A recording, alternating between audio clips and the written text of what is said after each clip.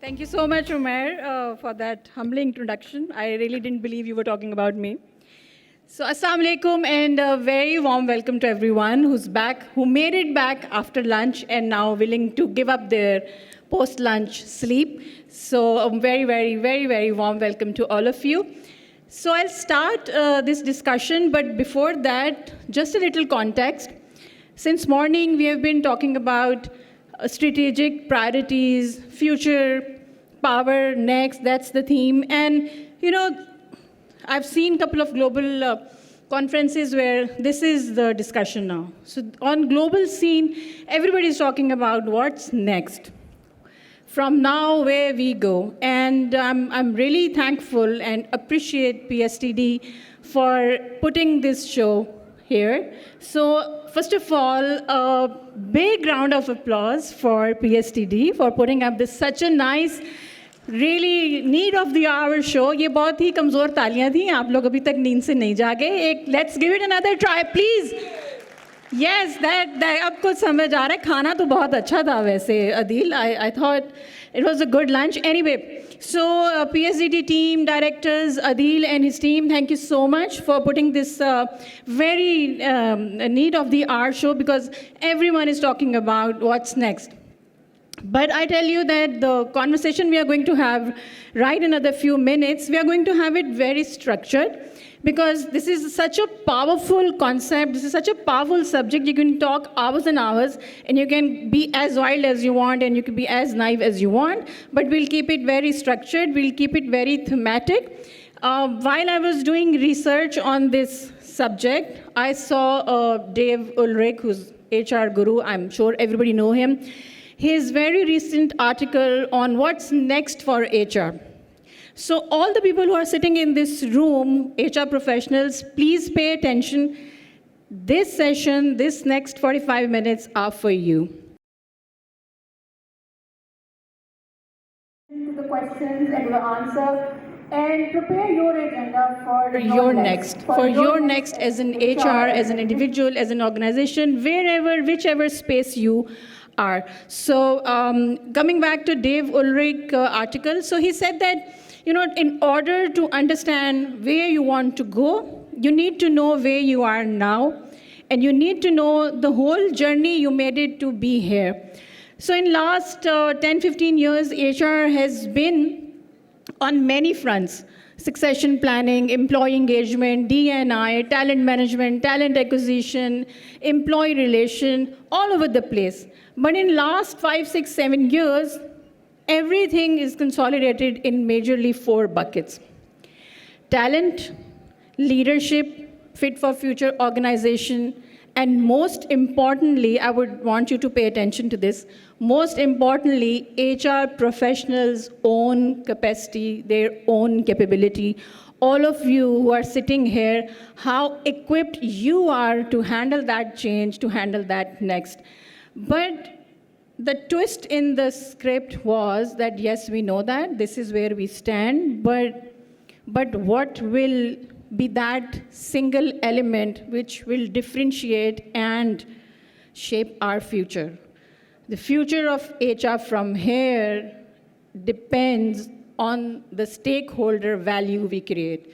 The stakeholder value HR will create from innovation, from leadership, from innovative practices. That is where the whole game will settle.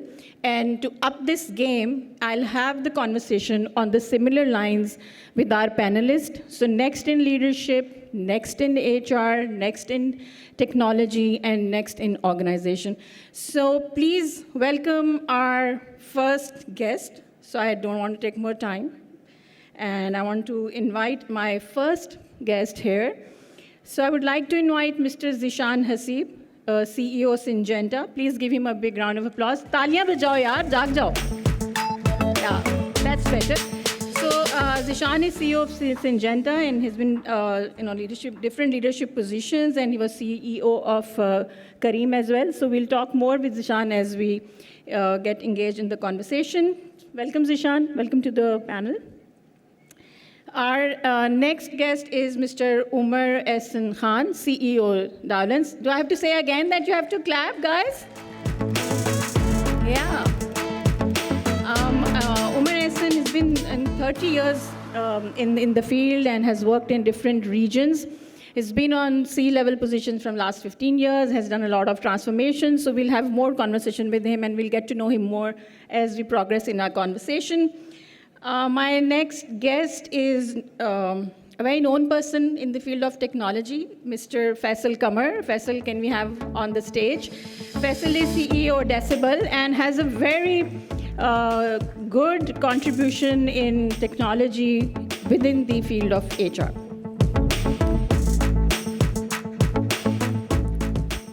Welcome, Faisal, to the Faisal, welcome. All right, my next guest here, and I'm feeling very happy and honored to invite him on the stage here. And he has been in the HR. I have such a big intro for him. So he's a seasoned business leader. He has a global experience, strategic expert, and he is leading HR at Bangladesh HR at Coke, CCI. Everybody knows him here. He needs no introduction. Our very own, the man, the myth, the legend, Mr. Hassan Adnan. Ye kuch aapne. All right, so I'll start the conversation. For that, I have to come here.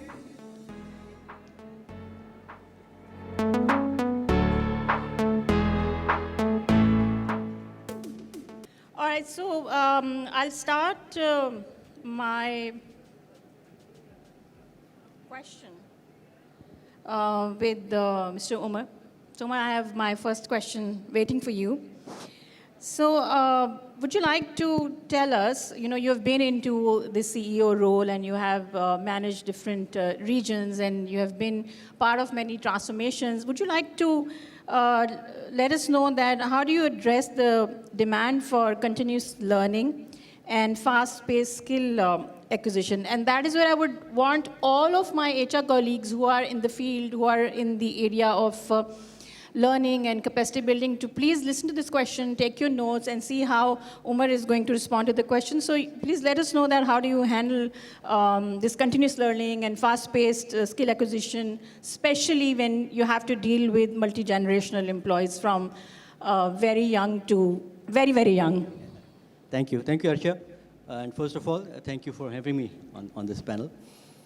I think one word that you just used, I think that's really the key to this whole conversation, that we're actually living through a time where there's a multi-generational workforce.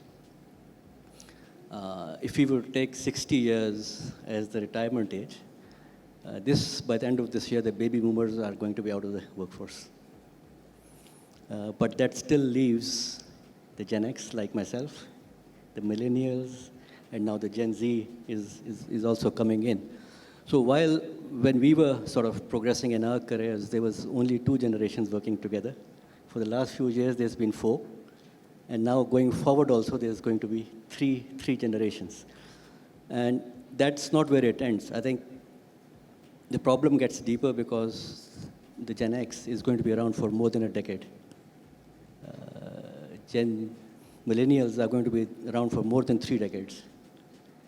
But the future of leadership and the future of organization is the new generation which is coming in, which thinks very differently, which behaves very differently, which has very different expectations from the workforce, are going to have leaders, they're going to have managers who think very differently and have had very different career aspirations and career paths. Now that's where the real challenge is for the future of work. And I personally believe that what organizations and what we've been trying to do at Dollans as well is to get all these 3 or 4 generations to work together very closely in not only making sure that we do very well today, but also create a future fit organization. And for that, I think the most important thing is, which has worked very well for us at least, and I share that with everyone, is communication. I think we need to talk a lot more openly, with an open mind, and to listen to the other generations. Because if we don't listen to them, we really don't know what their expectations are. So what we've done, and I've shared this with a number of people, and some people have tried to do the same, and it's worked for them, is where we, at least myself and our leadership team, we have these sessions, what we call the sohbat sessions. What do you call them? Sohbat. Sohbat. All right. And the reason we've named it sohbat is because we're a Turkish company. The sohbat is a word which has the same meaning in both languages. And that's company. To sit with people, right? So we have. यहाँ भी Gen Zs है ना, उनको सोहबत का मतलब नहीं पता होगा. I know. The sohbat is company, इकट्ठे बैठना.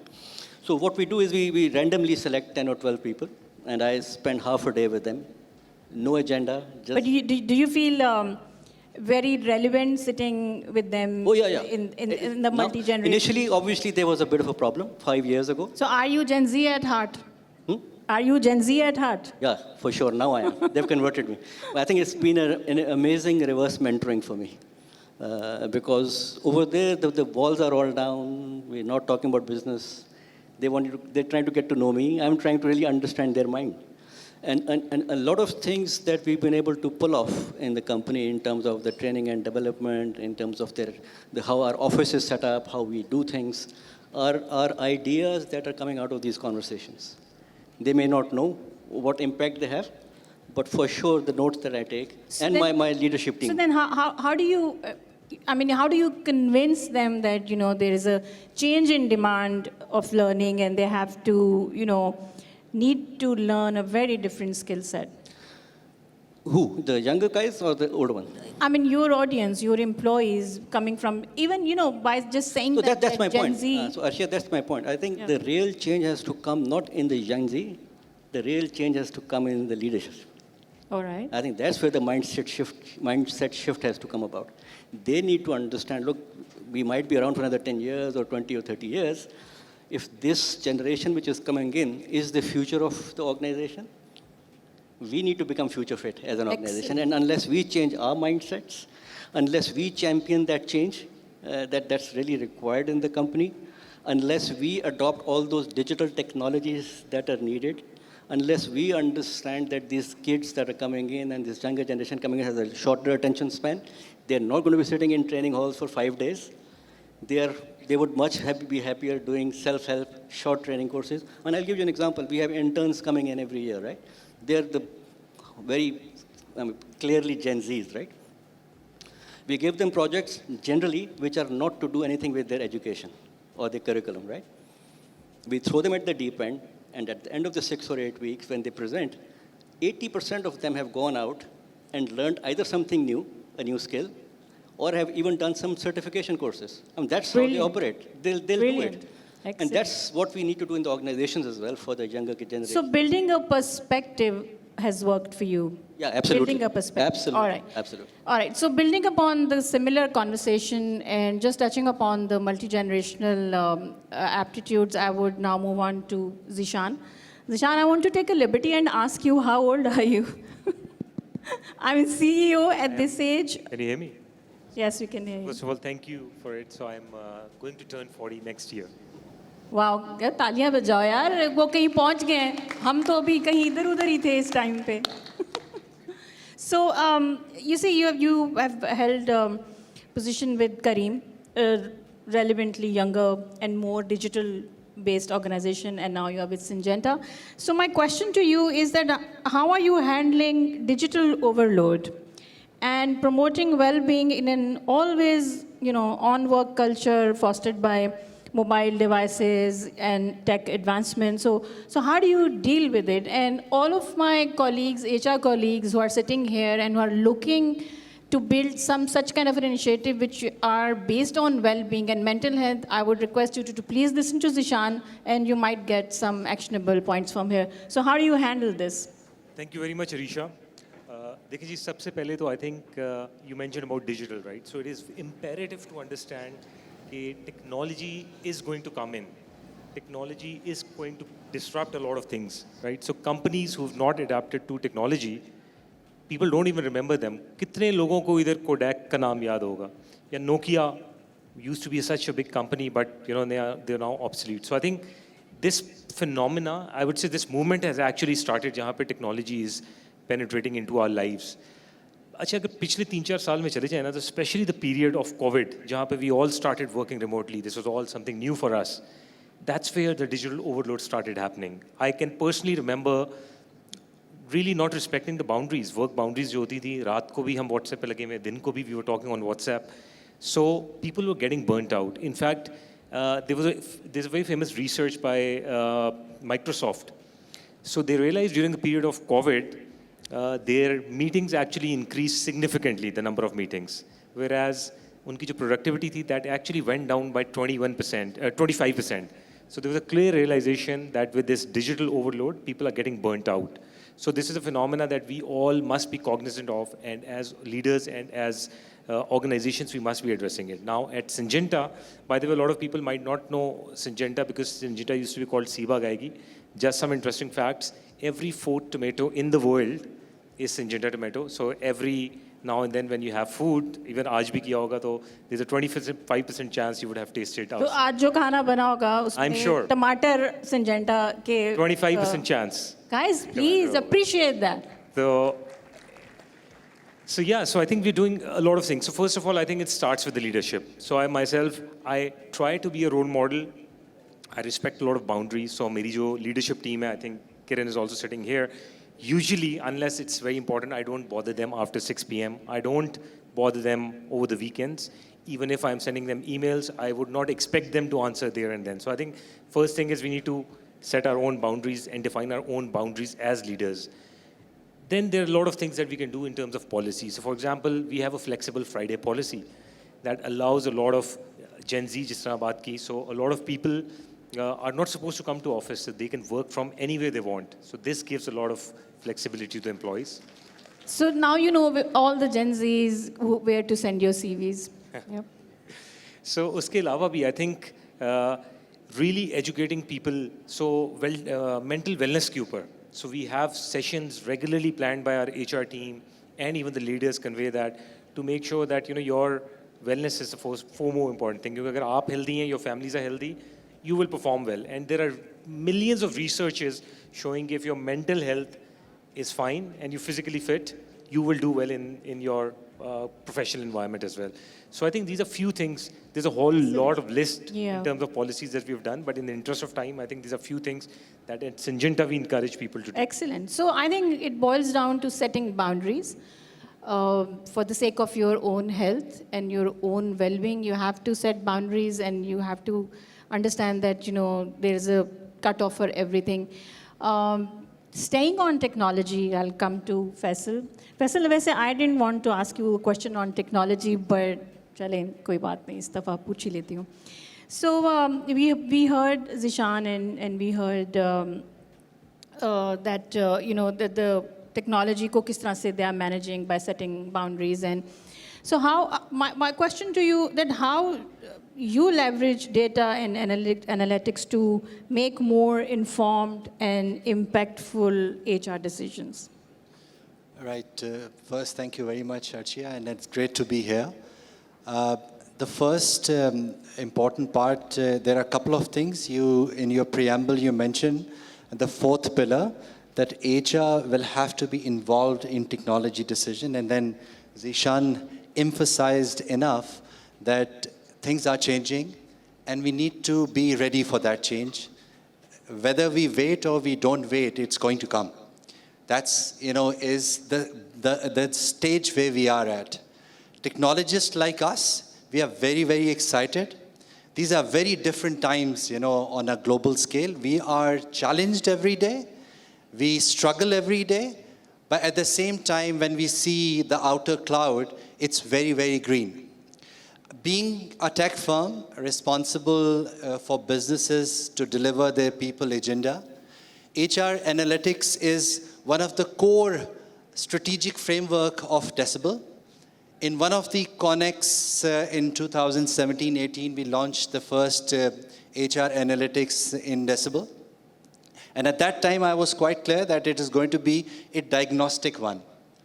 And because I was not getting the kind of pricing, when it invests into the predictive one and bringing the AI models into it, the mathematical AI I'm talking here. And the COVID came, and the disruption came.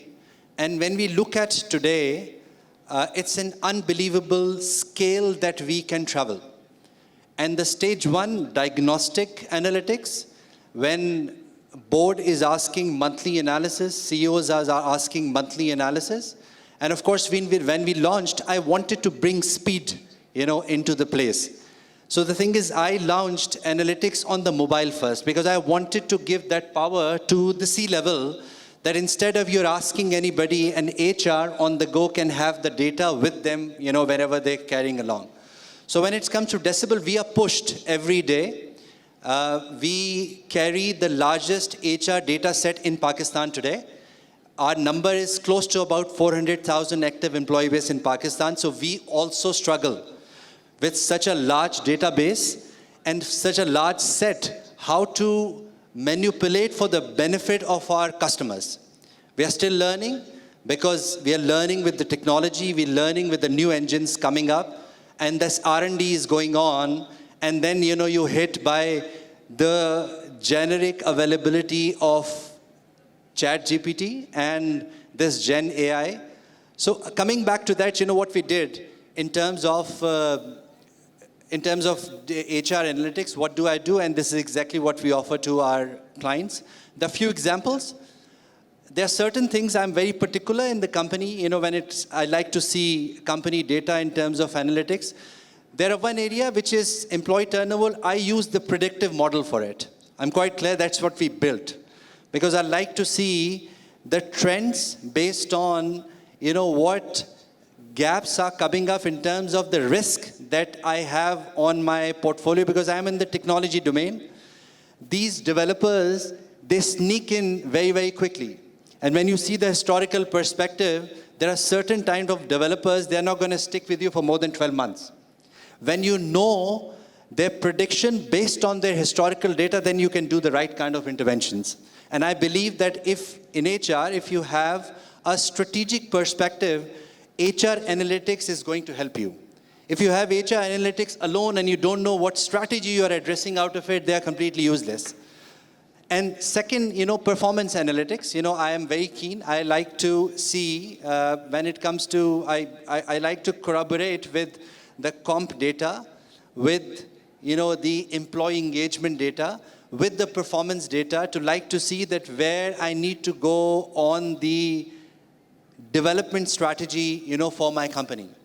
And what they are saying, what kind of sources, what kind of people have I hired. And from performance analysis, I like to simplify my sourcing strategy. And the third one is the diversity and inclusion. Very important. And when you have your promotion data available, when you have your comp data available, when you have your recruitment data available, and if you focus on the lens of your diversity and inclusion metrics, that's the only way you can identify where are the gaps in the organization to address systematically.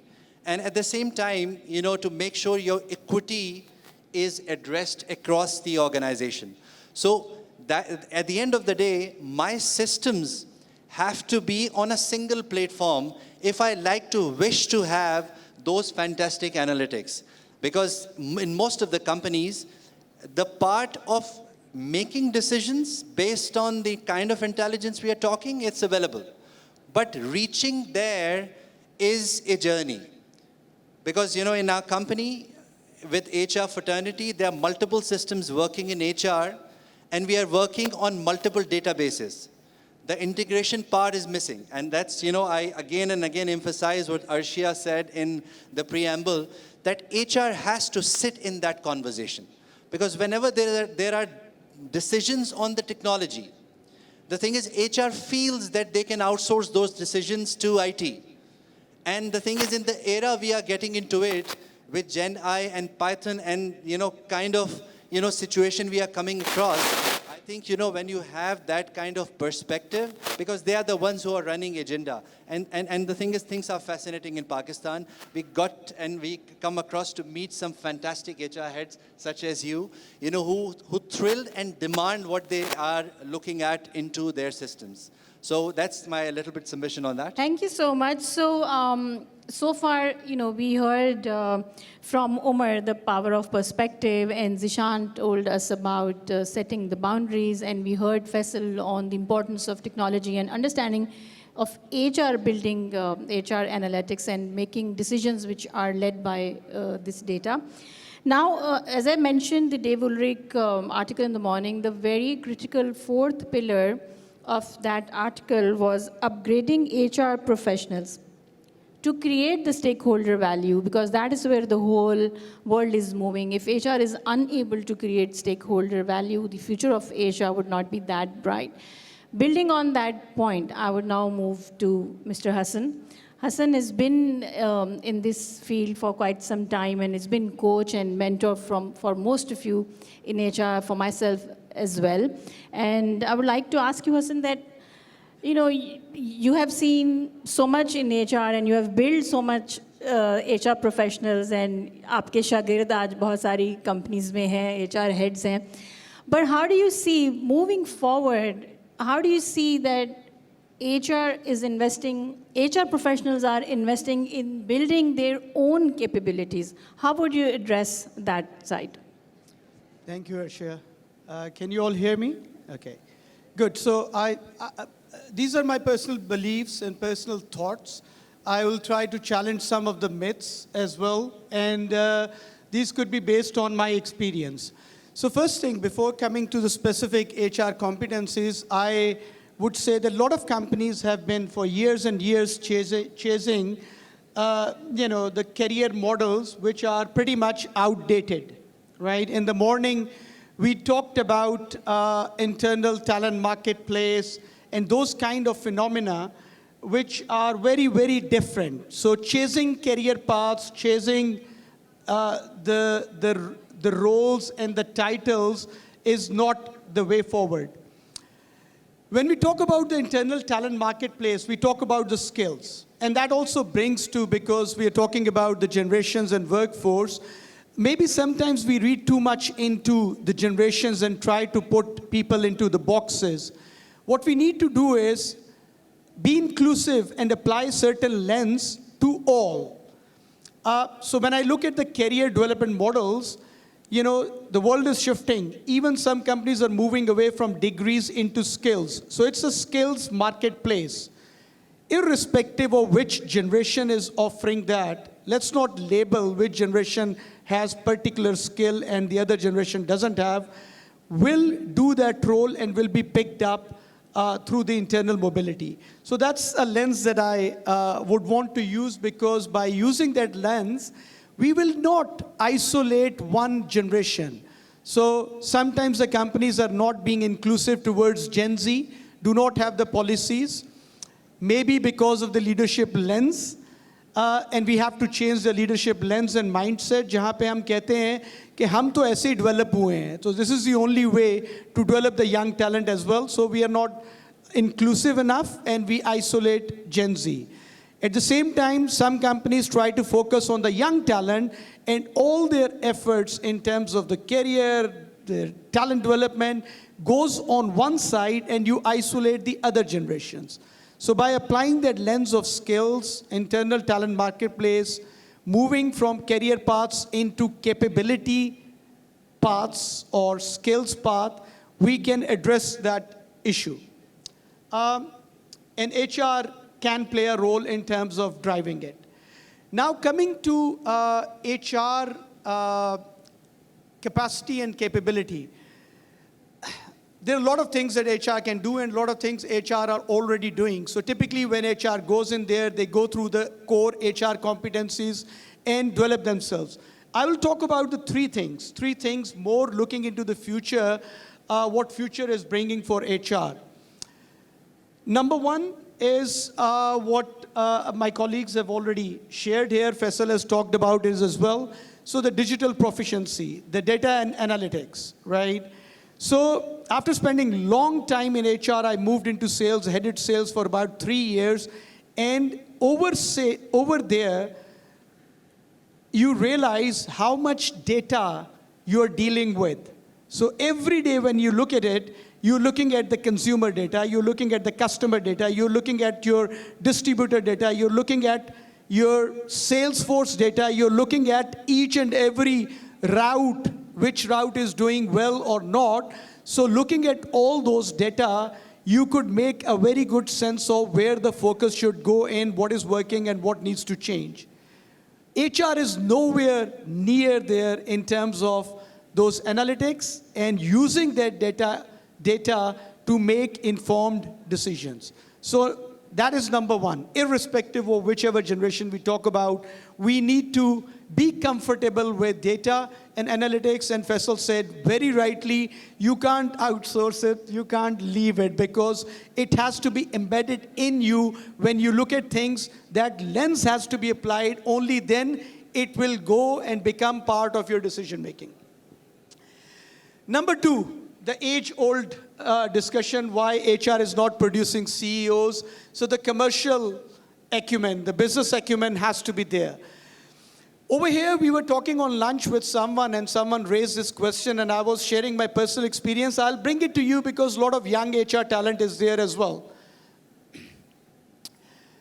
When I try to, based on my experience, when I try to offer that lens to the young talent, they feel that moving to another function and getting commercial experience for 3 years, they will miss out on the race. When they come back to HR, maybe they are a grade behind their peers, so they will miss out in terms of some short-term gains. So that's why they don't take that challenge. Or maybe there is less appetite to take risk. Having done that stint in sales, I tell you, sooner you do it, better it is. Your lens will be a different lens. And the kind of, leadership stories that you build by gaining those experiences will change your perspective completely. So that's the second part, that you need to do that. Third element that I want to bring in is change. And this conference is all about change. Sometimes people label on my forehead that Hassan, whenever he talks, he will talk about change, because I see big gaps in corporate sector, in HR as well. So the change capability you have to build. You have to build not only in terms of embracing change, but leading change. When leaders will see HR driving that change, what Faisal said, you need to have understanding of the business, you need to do the right analytics, and then you present the case for change, you will have a stronger voice, and you can steer and drive the change in the business. So that's the third thing. I would want to see HR actually driving the change for future and not waiting to be told by the leaders, okay, let's change this thing in our people, organization, and HR. So you have to take that, that role of driving change in the organization. So 3 things: data analytics, digital proficiency, commercial and business acumen. And believe me, it doesn't happen by talking about it, by doing some superficial projects. Actually going to the other side is the right way of gaining it, because it gets under your skin. And the third is change and ability to drive change in the business for future. Thank you so much, Hassan. I'm sure you guys are taking notes. Just a bit of personal experience. What Hassan has said, that you have to do it.